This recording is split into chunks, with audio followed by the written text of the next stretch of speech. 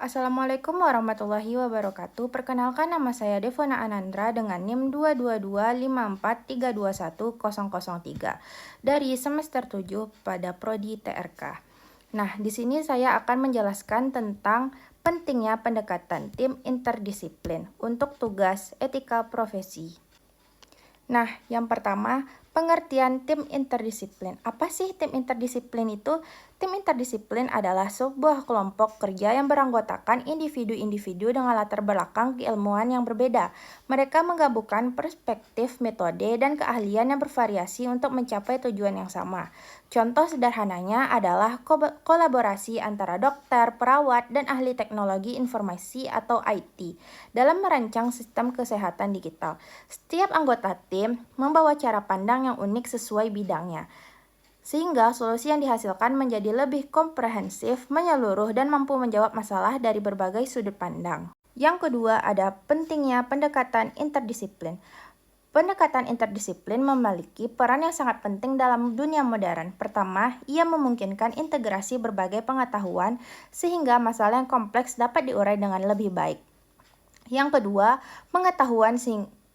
kedua, pendekatan ini mampu meningkatkan kreativitas dan inovasi karena setiap anggota tim menyumbangkan ide dan disiplin ilmu yang berbeda.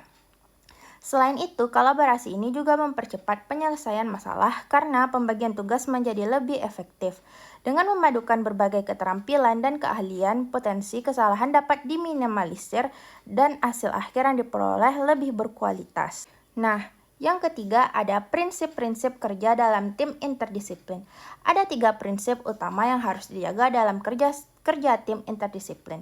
Yang pertama, kolaborasi terbuka di mana setiap anggota memiliki kesempatan untuk berbagi ide dan berkontribusi tanpa hambatan. Yang kedua, saling menghargai peran masing-masing. Karena setiap bidang memiliki kepentingan dan keahlian yang sama penting. Yang ketiga, komunikasi yang efektif yang menjadi kunci dalam menghindari kesalahpahaman dan menjaga kesamaan tujuan. Tanpa prinsip-prinsip ini, kerjasama dalam tim bisa terganggu dan berpotensi menimbulkan konflik. Nah, yang keempat ada tantangan dalam tim interdisiplin. Meskipun bermanfaat, kerja tim interdisiplin juga memiliki tantangan tersendiri. Perbedaan perspektif antara anggota seringkali memicu perdebatan yang jika tidak dikelola dengan baik bisa menjadi konflik yang sangat besar. Hambatan komunikasi juga sering muncul, terutama ketika istilah teknis dari suatu bidang sulit dipahami oleh anggota dari disiplin lain. Selain itu, perbedaan prioritas dan tujuan antar bidang bisa menghambat jalannya proyek. Tantangan-tantangan ini memerlukan strategi yang tepat agar tim tetap solid dan produktif. Yang kelima ada strategi meningkatkan kerjasama. Untuk mengatasi tantangan-tantangan yang tadi, ada beberapa strategi yang dapat diterapkan. Yang pertama, menerapkan tujuan bersama yang jelas agar semua anggota memiliki arah yang sama. Yang kedua, mengadakan pelatihan lintas disiplin untuk memperluas pemahaman setiap anggota terhadap bidang-bidang yang lainnya. Yang ketiga, ada menunjukkan seorang pemimpin yang mampu memfasilitasi komunikasi, menjaga fokus tim, dan memastikan semua anggota merasa didengar. Dengan strategi ini, potensi konflik dapat dikurangi dan kolaborasi menjadi lebih efektif. Yang keenam, ada etika dalam interdisiplin. Etika memegang peran penting dalam menjaga profesionalisme tim interdisiplin. 3 hal yang harus dijaga adalah integritas dan kejujuran dalam setiap proses kerja, menjaga kerahasiaan informasi yang sensitif, serta menghindari segala bentuk diskriminasi baik terhadap ide, latar belakang, maupun pribadi anggota tim yang lainnya. Etika ini menjadi fondasi agar setiap anggota merasa aman, dihargai, dan dapat berkontribusi secara maksimal. Yang ketujuh, ada manfaat interdisiplin di berbagai sektor.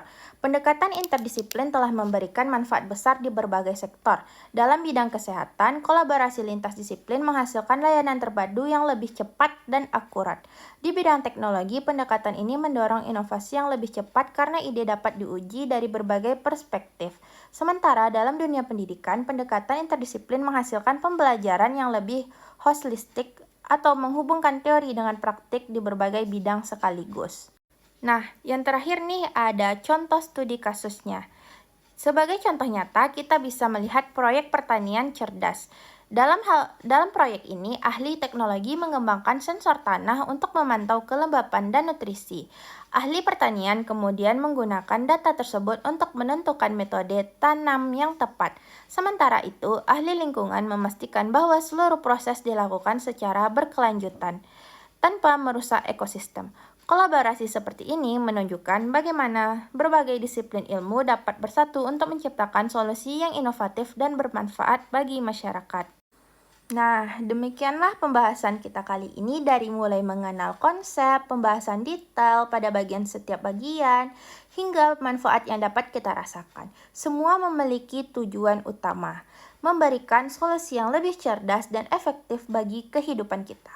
Semoga penjelasan ini tidak hanya menambah wawasan, tetapi juga menginspirasi untuk terus berinovasi dan beradaptasi dengan perkembangan teknologi.